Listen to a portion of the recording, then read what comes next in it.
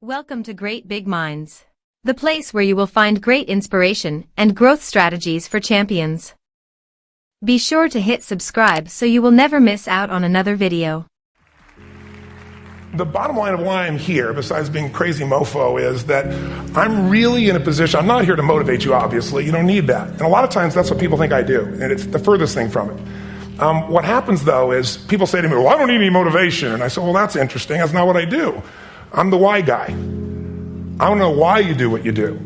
What is your motive for action? What is it that drives you in your life today, not 10 years ago, or are you running the same pattern? Because I believe that the invisible force of internal drive activated is the most important thing in the world. I'm here because I believe emotion is the force of life. All of us here have great minds. Most of us here have great minds, right? I don't know if I'm in the category, but we all know how to think. And with our minds, we can rationalize anything. We can make anything happen. I agree with what was described a few days ago about this idea that people work in their self-interest. But we all know that that's bullshit at times. You don't work in your self-interest all the time. Because when emotion comes into it, the wiring changes in the way it functions. And so it's wonderful for us to think intellectually about how the life of the world is, and especially those who are very smart. We can play this game in our head, but I really want to know what's driving you. And what I'd like to maybe invite you to do by the end of this talk is explore where you are today for two reasons. One, so that you can contribute more. And two, so that hopefully we can not just understand other people more, but maybe appreciate them more and create the kinds of connections that can stop some of the challenges that we face in our society today. They're only going to get magnified by the very technology that's connecting us, because it's making us intersect. And that intersection doesn't always create the view of everybody now understands everybody and everybody appreciates everybody. So I've had an obsession basically for 30 years. And that obsession has been what makes the difference in the quality of people's lives? What makes a difference in their performance? Because that's what I got hired to do. I got to produce the result now. That's what I've done for 30 years. I get the phone call when the athlete is burning down on national television and they were ahead by 5 strokes and now they can't get back on the course. And I got to do something right now to get the result or nothing matters. I get the phone call when the child is going to commit suicide, and I got to do something right now. And in 29 years, I'm very grateful to tell you I've never lost one in 29 years. It doesn't mean I won't someday, but I haven't done it. And the reason is an understanding of these human needs that I want to talk to you about. So when I get those calls about performance, that's one thing. Like, how do you make a change? But also, I'm looking to see what is it that's shaping that person's ability to contribute, to do something beyond themselves. So maybe the real question is, I look at life and say there's 2 master lessons. One is there's the science of achievement. That's how do you take the invisible and make it visible, right? How do you take what you dream about and make it happen? Whether it be your business, your contribution to society, money, whatever it is for you, your body, your family. But the other lesson of life that is rarely mastered is the art of fulfillment. Because science is easy, right? We know the rules, you write the code, you follow those, and you get the result. Once you know the game, you just, you up the ante, don't you? But when it comes to fulfillment, that's an art. And the reason is it's about appreciation and it's about contribution. You can only feel so much by yourself. So I've had an interesting laboratory to try to answer the question of the real question, which is what's the difference in somebody's life if you look at somebody like those people that you've given everything to, like all the resources they say they need. You gave them not a $100 computer, you gave them the best computer. You gave them love, you gave them joy, you were there to comfort them. And those people very often, and you know some of them I'm sure, end up the rest of their life with all this love, education, money, and background, spending their life going in and out of rehab. And then you meet people that have been through ultimate pain, psychologically, sexually, spiritually, emotionally abused, and not always, but often they become some of the people that contribute the most to society.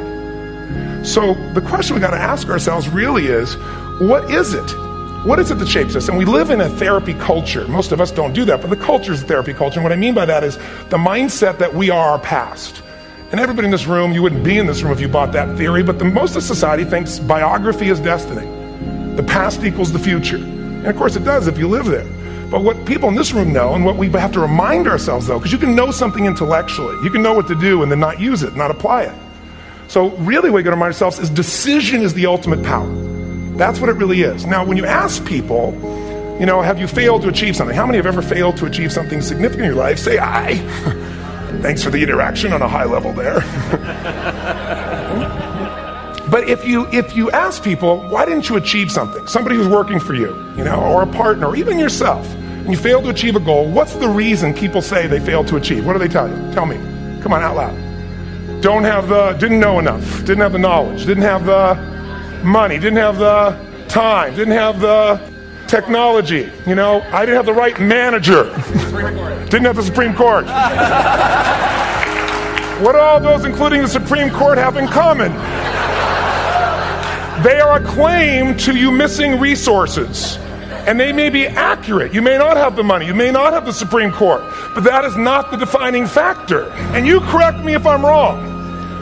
The defining factor is never resources, it's resourcefulness. And what I mean specifically, rather than just some phrase, is if you have emotion, human emotion, how many know what I'm talking about here? Say I. So emotion is it. And if we get the right emotion, we can get ourselves to do anything. We can get through it. If you're creative enough, playful enough, fun enough, can you get through to anybody, yes or no? If you don't have the money, but you're creative and determined enough, you find the way. So this is the ultimate resource, but this is not the story that people tell us. Right? The story people tell us is a bunch of different stories. They tell us we don't have the resources, but ultimately, what determines your resources, we've said decisions shape destiny, which is my focus here. If decisions shape destiny, what determines it is 3 decisions. What are you going to focus on? Right now, you have to decide what you're going to focus on. In this second, consciously or unconsciously, the minute you decide to focus on something, you got to give it a meaning. And whatever that meaning is, produces emotion. Is this the end or the beginning? Is God punishing me or rewarding me, or is this the roll of the dice? And emotion then creates what we're going to do, or the action. So think about your own life, the decisions that have shaped your destiny. And that sounds really heavy, but in the last 5 or 10 years, 15 years, haven't there been some decisions you've made that if you made a different decision, your life would be completely different? How many can think of one, honestly? Better or worse? Say I. So the bottom line is, maybe it was where to go to work, and you met the love of your life there. Maybe it was a career decision. I know the Google geniuses I saw here. I mean, I understand that their decision was to sell their technology at first. What if they made that decision versus to build their own culture? How would the world be different? How would their lives be different? Their impact. The history of our world is these decisions. When a woman stands up and says, no, I won't go to the back of the bus, she didn't just affect her life. That decision shaped our culture. Or someone standing in front of a tank. Or being in a position like Lance Armstrong and someone says to you, you got testicular cancer. That's pretty tough for any male, especially if you ride a bike. Right? You got it in your brain, you got it in your lungs. But what was his decision of what to focus on? Different than most people. What did it mean? It wasn't the end, it was the beginning. What am I going to do? He goes off and wins 7 championships he never won once before the cancer, because he got emotional fitness, psychological strength. That's the difference in human beings that I've seen of the 3 million I've been around. Because that's not my lab. I've had 3 million people from 80 different countries that I've had a chance to interact with over the last 29 years. And after a while, patterns become obvious. You see that South America and Africa may be connected in a certain way, right? Other people say, oh, that sounds ridiculous. It's simple. So what shaped Lance? What shapes you? 2 invisible forces. Very quickly. 1, state. We all have had times. Have you had a time you did something and after you did it, you thought to yourself, I can't believe I said that. I can't believe I did that. That was so stupid. Who's been there? Say I. Have you ever done something after you do it, you go, that was me. Right? It wasn't your ability, it was your state. I show people how to change that quickly, but what I want to finish with quickly here is, your model of the world is what shapes you long term. Your model of the world is the filter. That's what's shaping us. That's what makes people make decisions. We want to influence somebody, we got to know what already influences them. And it's made up of 3 parts, I believe. First, what's your target? What are you after? Which I believe, it's not your desires. You can get your desires to goals. How many of you ever got a goal, desire, and thought, is this all there is? How many have been there? Say I. So it's needs we have. I believe there are 6 human needs. Second, once you know what the target that's driving you is, and you uncover it for the truth, you don't form it, you uncover it. Then you find out what's your map. What's the belief systems that are telling you how to get those needs? Some people think the way to get those needs is destroy the world. Some people is to build something, create something, love someone. And then there's the fuel you pick. So very quickly, 6 needs. Let me tell you what they are. First one, certainty. Now these are not goals or desires. These are universal. Everyone needs certainty that they can avoid pain, at least be comfortable. Now how do you get it? Control everybody, develop a skill, give up, smoke a cigarette. And if you got totally certain, ironically, even though we all need that, like if you're not certain about your health or your children or money, you don't think about much more. You're not sure the ceiling's going to hold up. You're going to listen to any speaker. But while we go for certainty differently, if we get total certainty, we get what? What do you feel if you're certain? You know what's going to happen, when it's going to happen, how it's going to happen. What would you feel? Bored out of your mind. So God, in her infinite wisdom, gave us a second human need, which is uncertainty. We need variety. We need surprise. How many of you here love surprises? Say aye. Bullshit. You like the surprises you want. The ones you don't want, you call problems, but you need them. So variety is important. Have you ever rented a video or a film that you've already seen? Who's done this? Get a fucking life. Right? Why are you doing it? You're certain it's good because you read it before, saw it before, but you're hoping it's been long enough you've forgotten enough there's variety. Third human need, critical, significance. We all need to feel important, special, unique. You can get it by making more money. You can do it by being more spiritual. You can do it by getting yourself in a situation where you put more tattoos and earrings in places humans don't want to know. Whatever it takes. The fastest way to do this, if you have no background, no culture, and no belief in resources or resourcefulness, is violence.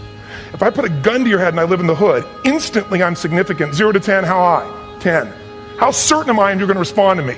10. How much uncertainty? Who knows what's going to happen next? Kind of exciting. Like climbing up into a cave and doing that stuff all the way down there. Total variety and uncertainty. And it's significant, isn't it? So you're willing to risk your life for it. So that's why violence has always been around and will be around unless we have a consciousness change as a species. Now you can get significance a million ways, but to be significant, you got to be unique and different. Here's what we really need. Connection and love, fourth need. We all want it. Most people settle for connection because love's too scary. Don't want to get hurt. Who here has ever been hurt in an intimate relationship? Say aye. If you don't raise your hand, you'll have had other shit too. Come on. And you're going to get hurt again. Aren't you glad you came to this positive visit? But here's what's true. We need it. We can do it through intimacy, through friendship, through prayer, through walking in nature. If nothing else works for you, get a dog. Don't get a cat, get a dog. Because if you leave for 2 minutes, it's like you've been gone for 6 months when you show back up again 5 minutes later, right? Now, these first four needs, every human finds a way to meet. Even if you lie to yourself, even if you have split personalities. But the last two needs, the first four needs are called the needs of the personality, is what I call it. The last two are the needs of the spirit. And this is where fulfillment comes. You won't get fulfillment from the first four. You'll figure a way, smoke, drink, do whatever, meet the first four. But the last two, number 5, you must grow. We all know the answer here. If you don't grow, you what? If a relationship's not growing, if a business is not growing, if you're not growing, it doesn't matter how much money you have, how many friends you have, how many people love you, you feel like hell. And the reason we grow, I believe, is so we have something to give of value. Because the sixth need is to contribute beyond ourselves. Because we all know, corny as it sounds, the secret to living is giving. We all know life's not about me, it's about we. And my own life. My life was touched because when I was 11 years old, Thanksgiving, no money, no food, and we're not going to starve, but my father was totally messed up. My mom was letting him know how bad he messed up. And somebody came to the door and delivered food. My father made 3 decisions. I know what they were briefly. His focus was, this is charity. What does it mean? I'm worthless. What I got to do? Leave my family, which he did. The time, one of the most painful experiences of life. My 3 decisions gave me a different path. I said, focus on, there's food, what a concept. You know? Second, but this is what changed my life. This is what shaped me as a human being. Somebody's gift, I don't even know who it is. I thought, my father always said, no one gives a shit. And all of a sudden, somebody I don't know, they're not asking for it, this giving our family food, looking out for us. It made me believe this. What does it mean? That strangers care. And what that made me decide is, if strangers care about me and my family, I care about them. What am I going to do? I'm going to do something to make a difference. So when I was 17, I went out one day on Thanksgiving. It was my target for years. Have enough money to feed 2 families. Most fun thing I ever did in my life, most moving. Then next year I did 4. And I didn't tell anybody what I was doing. Next year, 8. I wasn't doing it for brownie points. But after 8, I thought, shit, I could use some help. So sure enough, I went out, and what did I do? I got my friends involved, and I grew companies, and then I got 11 companies, and I built a foundation. Now, 18 years later, I'm proud to tell you, last year we fed 2 million people in 35 countries through our foundation, all during the holidays, Thanksgiving, Christmas, in all the different countries around the world. It's been fantastic. Thank you. So I don't tell you that to brag. I tell you because I'm proud of human beings because they get excited to contribute once they've had the chance to experience it and not talk about it. So finally, I'm about out of time, the target that shapes you, here's what's different about people. We have the same needs, but are you a certainty freak? Is that what you value most? Or uncertainty? Are you driven by significance or love? We all need all 6, but whatever your lead system is tilts you in a different direction. And as you move in a direction, you have a destination or destiny. The second piece is the map. Think of that as the operating system tells you how to get there. And some people's map is, I'm going to save lives even if I die for other people. And they're a fireman. Somebody else says, I'm going to kill people to do it. They're trying to meet the same needs of significance, right? They want to honor God or honor their family, but they have a different map. And there are 7 different beliefs. I can't go through them because I'm done. The last piece is emotion. I say one of the parts of the map is like time. Some people's idea of a long time is 100 years. Somebody else says is 3 seconds, which is what I have. And the last one I've already mentioned that felt you. If you got a target and you got a map, and let's say I can't use Google because I love Macs, and they haven't made it good for Macs yet. So if you use MapQuest, how many have made this fatal mistake of using MapQuest at some time? You use this thing and you don't get there. Well, imagine if your beliefs guarantee you can never get to where you want to go. The last thing is emotion. Now, here's what I'll tell you about emotion. There are 6,000 emotions that we all have words for in the English language, which is just a linguistic representation, right? It changes by language. But if your dominant emotions, if I have more time, I have 20,000 people or 1,000, and I have them write down all the emotions that they experience in an average week. And I give them as long as they need. And on one side, they write empowering emotions, the other is disempowering. Guess how many emotions people experience? Less than 12. And half of those make them feel like shit. So they got 5 or 6 good freaking feelings, right? It's like they feel happy, happy, excited, oh shit, frustrated, overwhelmed, depressed. How many of you know somebody who no matter what happens finds a way to get pissed off? How many know somebody like this? Or no matter what happens, they find a way to be happy or excited. How many know somebody like this? Come on. When 9/11 happened, and I'll finish with this, I was in Hawaii. I was with 2,000 people from 45 countries. We were translating 4 languages simultaneously for a program that I was conducting for a week. The night before was called Emotional Mastery. I got up, had no plan for this, and I said, we had a list of fireworks, I do crazy shit, fun stuff. And then at the end I stopped, and I had this plan I was going to say, but I never do what I'm going to say. And all of a sudden I said, when do people really start to live? When they face death. And I went through this whole thing about if you were going to get off this island, if 9 days from now you were going to die, who would you call, what would you say, what would you do? One woman, well that night is when 9/11 happened. One woman had come to the seminar, and when she came there, her previous boyfriend had been kidnapped and murdered.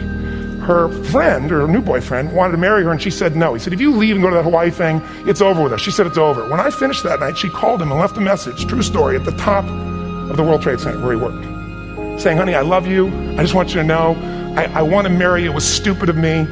She was asleep, because it was 3 a.m. for us, when he called her back from the top and said, honey, I can't tell you what this means. He said, I don't know how to tell you this, but you give me the greatest gift because I'm going to die. And she played the recording for us in the room. She was on Larry King later.